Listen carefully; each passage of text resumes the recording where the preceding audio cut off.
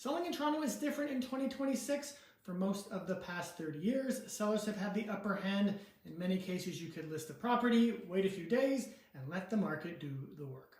That's not today's reality. In some neighborhoods, yes, sellers do still have leverage, but in much of the city, it's actually the seller who needs to compete. And that changes the strategy completely. A few years ago, buyers competed for your listing. Now your listing often needs to compete for buyers. That means more than just putting it on the MLS and hoping the right person shows up. It means thoughtful pricing, better presentation, smarter timing, and understanding exactly how your home compares to the other options buyers are seeing. The homes that tend to win right now are the ones that feel finished. Today's buyers are more selective, and many simply don't want a project.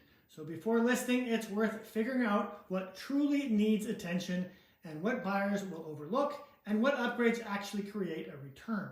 The goal is simple: be the home buyers get excited about, not the one they use as a benchmark for better options. Another consideration, negotiation matters more than it has in years. Speed often replaced strategy before 2022. Things move quickly, offers often came in fast, and sellers didn't always need to negotiate very much. Now negotiation is one of the biggest differentiators. In 2026, patience and clarity matter. You need to understand the trajectory of the specific type of property you're selling, because condos, detached homes, and move-up family houses are all behaving very differently. Strong sellers today know when to hold firm, when to adjust, and where the real leverage sits. Third, the buyer has changed. The buyer pool in Toronto looks different than it used to. There are fewer investors active in 2026, which means many purchases are being driven by people who actually want to live in the home. That changes everything about how you market. You need to know exactly who your likely buyer is and shape the story around what matters to them. For some, it's turnkey condition. For others, it's school, transit, lifestyle, or future flexibility. The old FOMO-driven urgency isn't as common anymore. So if urgency exists in your building or neighborhood, you need to recognize it and use it strategically.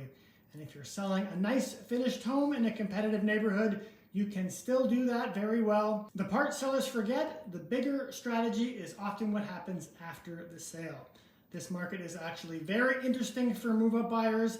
Even if you sell for less than you would have a few years ago, the larger property that you're buying has likely adjusted too. And saving on a bigger purchase often matters much more than the smaller one.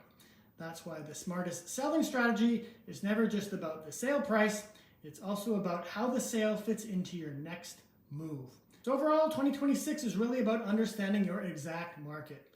What are you selling? Who's buying it? And what do they need to see to feel confident? The sellers doing best right now aren't relying on old market momentum. They're adapting to what Toronto looks like today. And in this market, that's where the edge is. I'm David Coffey of Bosley Real Estate.